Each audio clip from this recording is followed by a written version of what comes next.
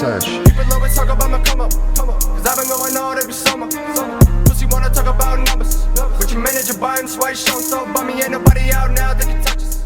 What's up, y'all? Screw the Rules, Yugioh here, and I got my boy Sal, bro. Sal, you gotta tell everyone what you did last weekend, bro, at Water Tower, bro. Cause look at all of this. Look at this. Wait, what deck did you use? You gotta tell us what deck you used, bro, for this event. Like, look, you secured all this. What deck, bro? What? I used Yubel Fiendsmith. In my opinion, this is the best Fiendsmith shell. Maybe next to Muskets, but I think it's just way better in this deck simply because they actually do like link climbing shenanigans that end on like an impressive end board that still like beats just like breakers and hand traps relatively really well. Matchups were Tenpai. I 2-0 Tenpai. I lost the die roll though. Doesn't matter. I played against Muskets, which I 2-0'd also. And then I got 2-0'd by Heroes, actually. I also lost the die roll. Dark Law DP. Plasma is like an insane end board. And then I tied with Memento. It was actually against Eva Lise. Our game 3. She summoned Griffin during her turn. Then summoned Yama, linked it away, and did like this like combo. And I wasn't expecting for her in her turn when she like Bone Party triggered all her stuff to be to banish the Yama or to reborn the Griffin in the middle. So I literally had to immediately pivot my entire plan to like I have to beat the Griffin first to even be able to play anymore. So I like had to pivot all of my lines, and by the time I was able to stick a Lacrim on the board, I just had no way to trigger to get to graveyard. So like we just tied, and then I played against Dragon Link in the last round, which was the only time I won a die roll, and then I beat it 2-0. And then in top 8, my top 8 was versus Fiendsmith Snake Eye. I lost the die roll, but I won game 3. Shout out to this card. No fun allowed. Top 4, I played against Evo again, Fiendsmith. I 2-0'd her. The Redemption, the deck came through this time. No Griffin Lock game in any of the other games. And the finals was versus Kashtira versus Craig. I also Shouts to Craig. Yeah, I also lost that die roll, so that was fun. No shifter the entire match, so that was the only reason I think. Oh, you didn't have shifter? No shifter. The normals that we played triple Lotus, triple Nightmare Throne, one Terraforming, and one 1-for-1. These are the best like one card enablers for the deck. Hard opening Throne over Lotus is just inherently better because this card gets you to 2 bodies in the combo. Insane. And under Droll, this card also triggers since you can pop from deck the Yubel to summon OG Yubel, which gets you to an immediate Phantom to insulate your hand from just breakers and hand traps. So it's like really good. 1-for-1 is like the best extender because it either gets you to Fiendsmith Engine or just Lotus.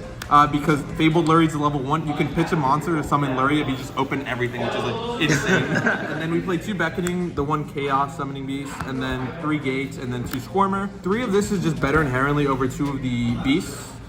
This card sadly loses to Droll because it isn't a mandatory add, but it's just way better inherently into like other hand traps than this guy. This card just folds to Imperm, this never cared. And then we played the 1 Beast thing, Chaos guy, because we just chose not to play Almirage in our extra deck and we wanted the flex spots. If you play Almirage, you have to play 3 of this and none of this, but if you don't play Almirage, you're mandatory to play this. And then we only play 2 Squirmer, 3 isn't needed anymore, 2 is fine. You just have infinite wasted in the deck, so it's fine. And then for the Yubels, 2 Spirit, 1 OG, 1 Terror, and then 1 Nightmare Pain. Don't play Ultimate Nightmare, don't play more OG Yubel, don't play more Yubel targets. Those cards are all bad. You play the minimum amount required, which is just these, and you can just recur them all like entirely. This card gets you to this. It plays under Droll because you can set it before you have to use your search. So then you can get Drolled on resolution of this, but you don't care because you already get what you need, which is Squirmer. And then this floats into this into that, and then vice versa. You just go Yubel. Yubel combo. For the Fiendsmith cards, the best cards in the deck: 3 Engraver, 1 Lurie. Smash Big Poppy right here. Oh, God. Do you like the mat? 1 Track. It's actually the only rubber mat I really like because I've had a bunch of rubber mats and I've won mats, but this is the really clean one. Mainly because of the logos on like the.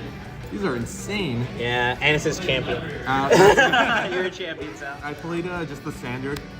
We were testing 2 Track for the longest, but we realized in theory it only really comes up if you do play Necro Equip, but because we're not playing that card and we just took that concession, we only need 1 of these in the combo. And realistically, once you do the Engravers Subtract Certiorari combo, you never really want to do it again. You're just using the Engravers for your turn 3, turn 4 pushes to just clear bodies by tagging into Requiem over and over and sending cards every turn, making Sequence and Lacrimosa gonna just keep getting card advantage. So like, you don't care. You just resolve it once, that's it. Gotcha. Thank you for the tip. Let's go. For the Unchained cards, it's just 1 Sharvara and 1 Escape. Don't play Chamber. Chamber is bad. Chamber is bad. Only time I'll say it. Chamber is bad. Card loses super badly to Bestials, simply because if you escape, they chain Called By, they chain Bestial. Some people are playing also Bell because Bestials hurt their decks, like Voiceless for whatever reason. You know, you'll look like that guy when they Bestial your Rage in graveyard.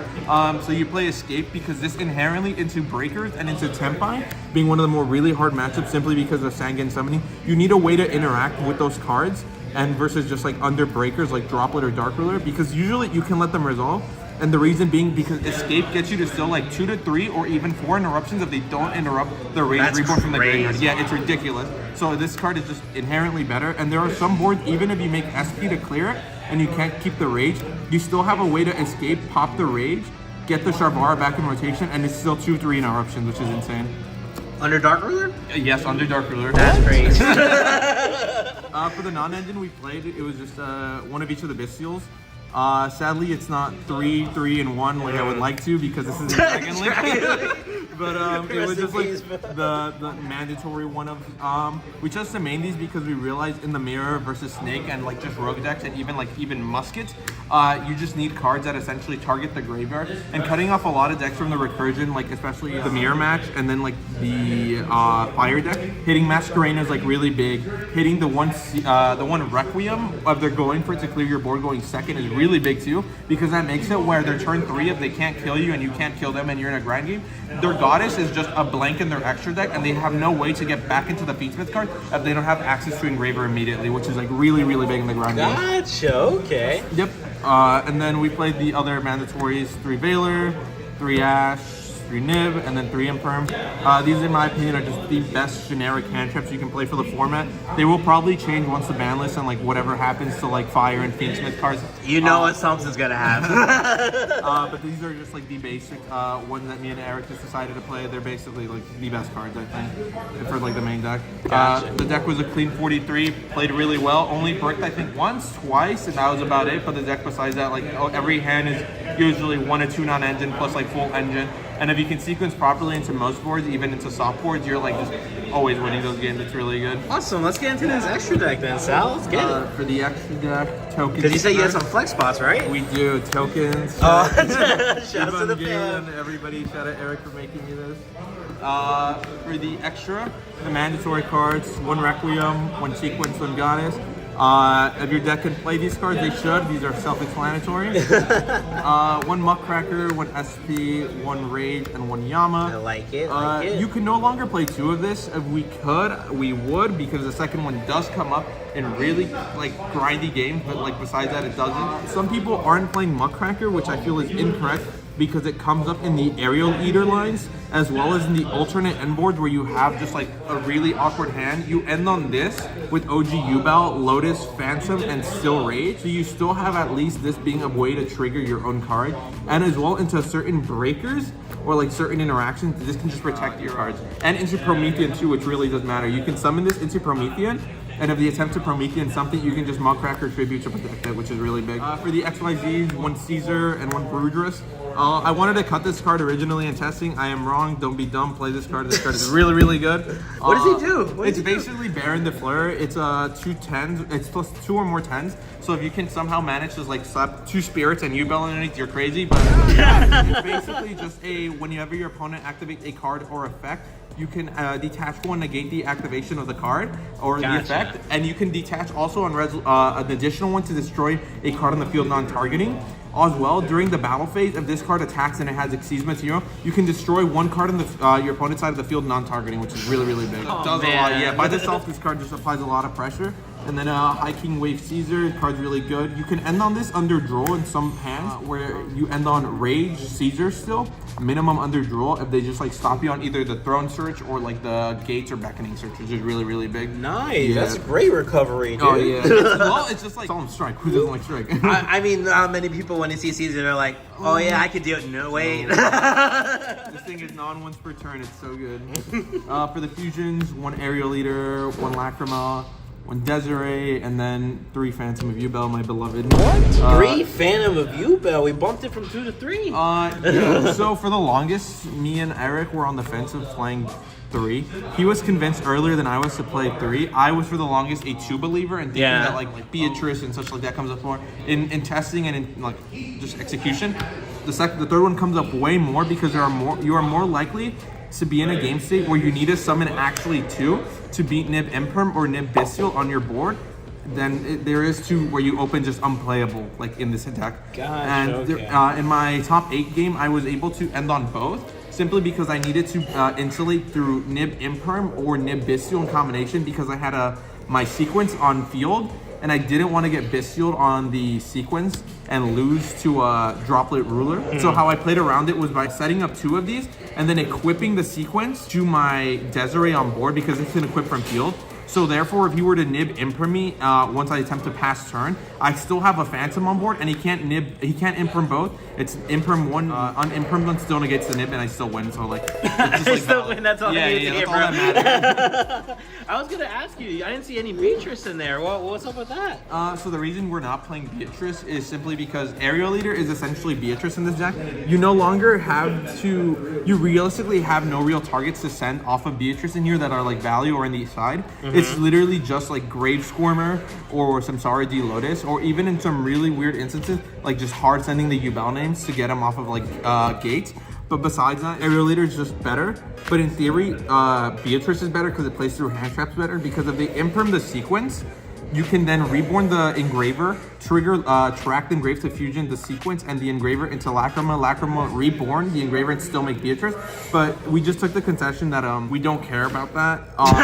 Aerial Leader is just inherently better simply for our deck because as well it's an extender since it's once per turn can banish 2 level 6 or higher fiends with the same attribute to reborn itself. So you can banish your OG Yubel and then Spirit to summon this, and it still lets you end on Caesar in the combo or just continue link climbing, which is like ridiculous. Desiree and Lacrima, these are like the mandatory like Fiendsmith fusions you have to play. These cards are insane. This actually comes up to where it reduces the bodies by 600 while it's on field, which people don't know. This card can just beat over stuff sometimes simply because it reduces by 6. So that does come up a lot when you need to just actually beat over stuff, which is like crazy. Desiree basically can negate cards on the field up to the number of the link rating of the monster equipped to it, which is always going to be 2 being the sequence. And as well, if this card leaves the field, you can shuffle a Light Fiend back into your deck, send the card from the opponent's field to the graveyard, which is really, really good. That's how you trigger the like 3-4 interruptions I was talking about through the Rage escape line, where you escape, pop Rage, Yama reborn this, Rage back Shavara, pop this, summon Shavara, Desiree shuffle back either Engraver or it's going to be usually the sequence. Right. And then you send the card on their board back. So that's how you get the 4 interruptions, because this also then tags out into SP, which is really big. Oh, okay, I like that. And then the side was 3 Phantasme. What? He's back? Card's so good. I don't have more tummies, if not I would play him as well. Gotcha, okay. I'm playing Phantasme simply because in combination this card with the Bestials and the Biru and then just like your engine, it's always going to be half of the Fiendsmith combo, which is really big right now in my opinion. Just being able to turn 0 like during your opponent's turn, slap bodies on the board and they have to respond with it or immediately. And all the hands that I open like Phantasme plus a Bestial or Phantasme into a Bestial were always the games I won, simply because I'm starting my turn off with 2 bodies, I'm breaking apart a little bit their board, and I've also most likely sculpted my hand to just beat whatever they have, which is just super, super big. That's actually nuts. And you said that came up a lot? I sided it in almost every game. The only matchup I never sided into was just Tempai, but every other deck in the format you can just side this into because they're just going to make a link that triggers it. You get the 2 draws, you sculpt your hand, and then you just keep playing from there. Gotcha, okay. You can also side this into Yubel and Fire going second because those decks will trigger Rage Link into SP, IP into SP, or Slambird Special the SP, which is really good because Phantasme doesn't care if it's Link summoned, just whenever a Link is summoned. So it doesn't matter if it's reborn somehow or like special from the Spell Trap Zone, like the Fire Field, like that, which is really big. And then we played 3 Talents, and then the best cards I think in the side. Basically these cards into specifically the mirror match and then fire. Make it where you can just open like all engine and any of combination of these like 9 cards, and you just guarantee have a way to break their board every time. Especially because again, the issue before was you had nothing to turn your opponent's bodies into, but because especially in the mirror and into fire, you can just turn them into either into Goddess to immediately Fiendsmith combo, or into Yama to just turn off all their stuff and just apply pressure by getting to Sharvara, which makes it where a lot of their interruptions are just like dead now, which is really, really big. Nice. And then 3 Cosmic. I only side this into Tempai specifically, and then to some degree Fire as well, but like besides that, this card never really comes up. I want to play like Duster and all these other cards, but like in theory, this card's just better. You have to respect Runic Sun. Like, you gotta respect Runic Sun. Like, I'm not gonna like go into an event and then be like Storm, Duster, you know, Storm, and then they're like, anyway, activate Fountain in set 3, and you're like, okay. And then the auto win cards in my side were 1 Rivalry, 1 Anti-Spell, 1 Called By. You side these and Talents every time going first into any deck. Certain matchups you can side in Rivalry going second too, just because if you're able to just like keep up or just minimize the board. Hard drawing this makes it where like you could just play like Phantom control versus your opponent until you can establish just like board presence again. And if people forget, Phantom is a fiend, and what else is a fiend in this extra deck? Sequence, Requiem, and Lacrima. All these cards to you doesn't matter, and it also just insulates you from Nib as well once you start playing, which is really big. What are you typically siding out? Usually with this, with the Yubel deck when you're going in? So depending on the matchup, I usually shout out some of the really bad non-engine. Into Tempai specifically, it's usually these 9 going out, which is absurd for some people to think about because it's just like, these cards are never live. And the reason why I side out Imperm is because Sanguine Summoning is a card, and Shifter is a card as well. And I'm just not going to play into those cards more. So I'll just side in usually Cosmic, Triple Storm. For the Tempai, right? Yeah, the Duster. And then the 1 change, and that's it. It's usually these 9 from the non-engine slots. Gotcha, 6, 8. okay. Yep, and then you usually just keep a Veiler in there to make it like that, but it's like any combination of these 9, but into like the combo decks and such, you usually, depending on like the matchups, simply because I just don't like triggering Talents more, and I like to have the better, like more high impact cards. I side out the Veilers. Oh, this is for like generic? Yeah, it's just generically, and so like most of them like meta, like decks that aren't like Helmet and such, it's just like 3 Veiler, Rogues. 1 Escape, 2 Engraver. 2 Engraver? We just need the 1? You just need 1 going Man, second. this dude's just broken on. So it's usually these 4, it's usually these non-engine, it's like these 3, because Gotcha. these cards are really bad going second, they never resolve. And then it's 2 Engraver if need be. Sometimes you don't need to side these out. It's just dependent on how much more non-engine from your side you need to put in to beat certain decks. But the logic why you only side out 2 of these and still keep the 1/1/1 in my opinion is simply because going second, any opening multiples of these or just these cards in general is never going to resolve in my opinion. And if it does, you're probably winning that game or it's just going to get interrupted later.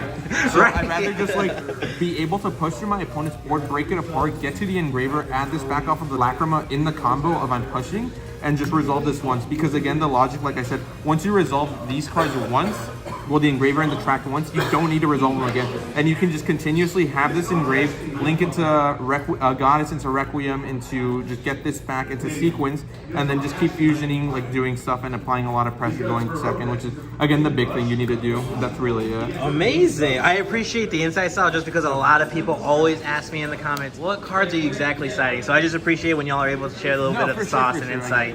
I appreciate that. All right, Sal, again, congratulations on getting first place at Gamers World Water Tower for their OTS Store Champion. I got the champion right here, y'all. I appreciate you sharing your insight on the Yubel Fiendsmith deck. I appreciate all the side deck insight. That's like one of the best things that people ask for. Do you have any shouts before we go, bro? Yeah, shout out to Eric Garde for building this deck with me and figuring it out for like the past month and a half. Been really good help. Shout out Craig for the finals. Shout out German for letting this card resolve. Shout out Jesus, my favorite head judge, he knows. Shout out to Dylan for 2-0ing me in Swiss in 10 minutes. That was really fun. Yeah. But he didn't come out with this though. Shout out to Eva for being cool, and then Griffin locking me game 3 in Swiss. That was fun. It was not fun. And that's kind of about it, I think. And then yeah, shout out to Emporium. Shout out to yeah, Tito, Damian. That's everybody who like just said hi and shit like that. It was a really fun time. Absolutely. Sal, again, congratulations, bro. You're a winner. You're a champion. Man, people are gonna have to watch out for you, bro. Even when the ban list drops with this new season, I'm going back into retirement. I got my invite. I'm gonna play Dragon Link again. Stop it! All right, yo. All right, Sal. Peace, bro. People always talk about my come up, cause I've been going all every summer. Pussy wanna talk about numbers, but your manager buying twice show so bummy, ain't nobody out now that can touch us.